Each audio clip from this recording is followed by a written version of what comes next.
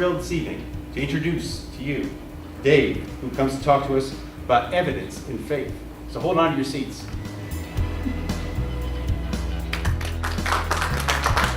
Thanks, Logan.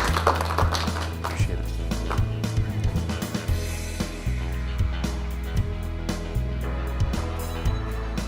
Have you ever struggled with the concept of faith? I have. I remember sitting in the back of an empty church on a warm Washington summer morning. And I was sitting there in a church that would be filled with hundreds of people just the next day. The sunlight was streaming through the stained glass windows, and the cool air was coming off the hard wooden pews. And I was excited because my dad was going to take me fishing.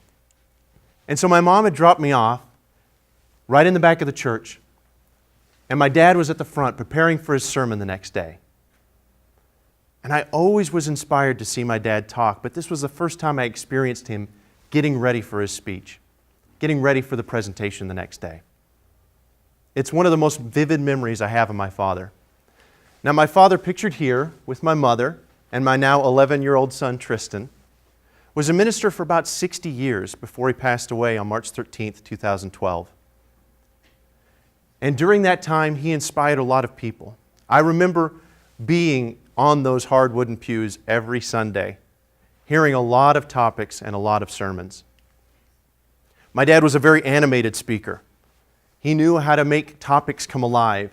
He knew how to make a topic very interesting so that you could grasp it, understand it, feel it.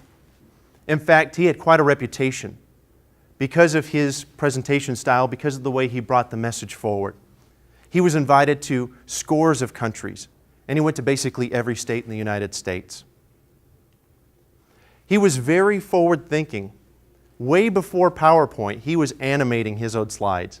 He had an overhead, and he had overhead transparencies. He would hand draw these. And then to animate things, he would cut up transparencies and make his own bullet points that he would flip onto the transparency overhead so that he could make every point as he said them. And he spoke on lots of topics, but faith was probably the most complex. I mean, you hear things like, faith is the evidence of things not seen. Faith without works is dead. If you have faith the size of a mustard seed, and these are complex topics. I mean, these were topics that rattled around in my young brain as I was trying to figure them out and trying to understand them. And the fact of the matter is, my dad was a man of faith, and I was always a man of science. I loved math. I loved science. I grew up to be a computer programmer. I loved the facts, the data, the logic. All of that type of stuff really thrilled me. So this concept that faith and science are at odds, it always perplexed me. And I wondered about that, and I looked at that, and I researched that, and I really studied that because I wonder, are faith and science really opposed? What if science shows the need for faith? What if science shows how valuable faith is? And what if science shows how faith can supercharge your life? In the next few minutes, I want to share with you 3 stories, 5 strategic tools, and 4 steps. 3 stories to show the value of faith, 5 strategic tools to help you improve your faith, and 4 steps to help you activate your faith. And so we will start with 3 stories that show the value of faith. 3 stories that show you how faith can make a difference. 3 stories that highlight the possibilities that faith gives you. And to start that out, I want to talk about David Gregory. Now, last year I did a seminar here at the Queensbury Hotel. And at that time, I was doing something on health and wellness, so I met David Gregory. And we talked. We talked about his situation because a decade before we talked, he started having hearing loss. And he went to his doctor. And his doctor said, it's an ear infection. Gave him something to take care of it, sent him home. But it didn't get fixed. So, over time, he started having headaches in addition. He went to his doctor. They did a CT scan. Didn't find anything. He sent him on his way. It didn't go away. So then they did an MRI. and they found bleeding in his skull. And they were very concerned. They immediately got him to the point where they could drill and relieve the pressure in his skull. 30 days later, he couldn't walk. Now, how much faith would you have at that point? The people that you're supposed to rely on, the people that you're supposed to believe can help you out with something when you have a medical issue, they have no idea what's going on. And as life goes on, your life is deteriorating right before your eyes. I would think faith would be extremely hard to come by at that point. Because we all want control. We all want to have that ability to have life go our way. But life doesn't bend to us. You know, I remember being in my father's yard in Cleveland, Tennessee. And he had these huge, majestic pines that shot up. They shot up from the ground all the way up to the sky. And there was one year that there was a big snowstorm there. I believe we'd call it a dusting.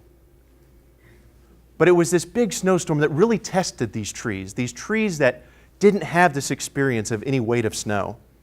And there were trees that tried to stand firm and stand tall, and they cracked under the pressure. And there were other trees that found the way to work with the wind and be flexible and pliable, and they survived. We can try to make life go our way. We can try to have control, but what control is a fear that we cannot handle things. If we can instead have faith that no matter what comes our way, we can handle it, we can be more flexible and more pliable as life goes on. I saw an interesting movie the other day, After Earth. Crazy premise. The earth has got so dangerous because of all of these animals have gone awry, so we had to leave. And there's this soldier on this transport, this spaceship, going through space. And he's actually there with his son, his about 12-year-old son. And they're with a lot of other people, but something happens and they crash land on Earth. Now everybody has perished except for the soldier and his son. And the soldier, his legs are broken, he can't go anywhere. But in order for them to survive, they've got to find a piece of the spaceship that's beyond them, that's a ways in the distance. And only his son's able to go because he can't move, his legs are broken. So they can communicate, and as his son's going on this trek, through this dangerous trek, he tells him something. He tells him something that's very important to encourage him. And he says this: fear is not real. The only place that fear exists is in our thoughts of the future. It is a product of our imagination, causing us to fear things that do not at present or may not ever exist. This is near insanity. Do not misunderstand me. Danger is very real, but fear is a choice. Think about that for a second. Fear isn't real. There's nothing real about fear. We are believing that something's going to happen when we're afraid. Chances are it won't. And even if it does, us believing it's going to happen in a bad way probably isn't going to help the situation out. If we can look at that from a different lens and use faith to believe in better things, we can have freedom from fear. We don't need to be afraid. We don't need to be in control. We can believe that things will work out the right way. Not only does faith give us freedom from fear, but faith gives us freedom from failure. Because for anybody that's very successful knows, failure is simply a step towards success. Failure is not an end. It's not the end game. If we fail at something, we are simply learning something new. We are making our headway toward success. If you think about the leaders in any industry, for instance, Steve Jobs, co-creator of Apple, at some point kicked out of his company, tried to start a couple businesses, went through money like water, was not successful, failure all around. But at some point, Apple was 90 days from bankruptcy. They brought him back, and he turned it around to make Apple one of the most valuable companies in the world. You know the Fortune 500? They just recently made the Fortune 5. That's how much success he had, built on top of failure. Jack Welch, CEO of GE, he at one point blew a roof off a building. I would expect to be fired. He expected to be fired. But he became CEO and made GE's stock price go up 4,000% in his time there. Thomas Edison went through countless iterations of the light bulb before he ever got to a working model. What did he have to say about it? Did he think it was failure? No, he said, I have not failed. I just found 1,000 ways that won't work. Failure is not an end when we have faith. It is simply a step on the road to success. At the end of the day, we can look through that door to the future, and we can believe there's something bad waiting for us. We can believe there's something that is not going to be good, and that we're going to have great difficulties. Or we can look to that door to the future and believe that there is a better life out there, that there is something better we have in front of us. We can choose that fear door, or we can choose the faith door. David Gregory chose the faith door. David Gregory decided he was going to change his life. He gave up smoking. He started exercising. He started eating better. To date, he has been in 75 triathlons. That's 6 to 7 a year. And just to put that in perspective, a triathlon is where you swim, then you ride a bike, then you run. He has done 5 Ironmans. An Ironman is a triathlon where you cover 140 miles in one day, all on your own power. He went from a man who couldn't walk to a man who did 5 Ironmans, and he's still going. Because he looked through that door and he saw a better life. He believed there was something better out there. And because he believed, he was able to do what it took to make it to that point he wanted to be at. If you go up to anybody that's really successful in business and you ask them, what are your goals? They're going to be able to tell you with specificity what their goals are. They will be able to tell you exactly what they are. Because people that are very successful set goals. They know exactly what they're going. And a goal is really a business version of faith. I believe that in 3 years I'm going to accomplish this. And then they do the work to make that happen. That's the type of faith that works in that realm. You know, when everything's going your way, it's really easy to see success. When I finished speaking at the University of Alabama on April 10th of this year, I was absolutely elated. Here I was talking to these brilliant students who were listening to what I had to say. I had spoke with a lot of them just earlier. Future leaders, talking about their successes and their triumphs, and it was great. Just a few hours before, I had given them a presentation on how to build exciting and engaging presentations.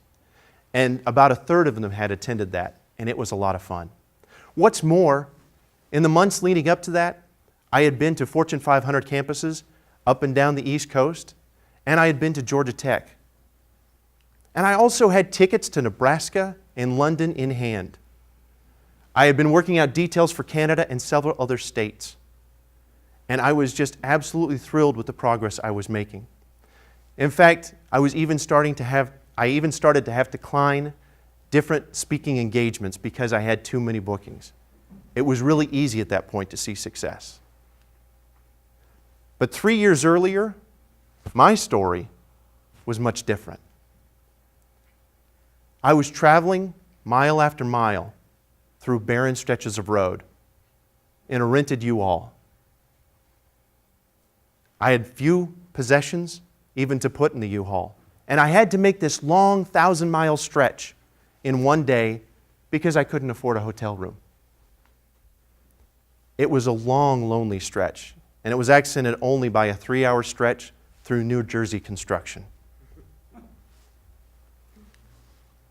When I arrived, I had no connections. I had no place to live.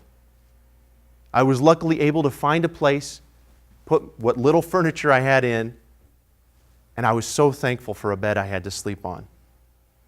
At that point, faith was hard to come by. But I knew that if I did the work, and I tried, and it worked to accomplish what I needed to accomplish, I could be somewhere different. I could be in a better place. And that's what enabled me to do the work. See, life is an interesting roadmap. We like to think that we know exactly where we're going, and that may work in real life, but when we're talking about our lives, we don't know where the destination's going to end up. We can start heading in a particular direction, but we may get rerouted. We may get sent to a different road. There's no telling where we're going to be led. So we've got to be able to move with that and be able to be flexible to move in the right direction. So we heard about David Gregory, and we heard my story. And I told you there were 3 stories, and there are. The third story is your story. What is your story? I want you to think about that for a second. Every good story starts with conflict. You've got to have some sort of struggle at the beginning of a story to really compel the listener. So think for just a second. You should have a piece of paper that you've received. I want you to take just a couple minutes and write down, what is something you're struggling with today? What is something you're having a difficult time with today? This is just for you, but if you want to just take a couple minutes, and we're going to start our story. So think about that. What is a conflict you're dealing with today?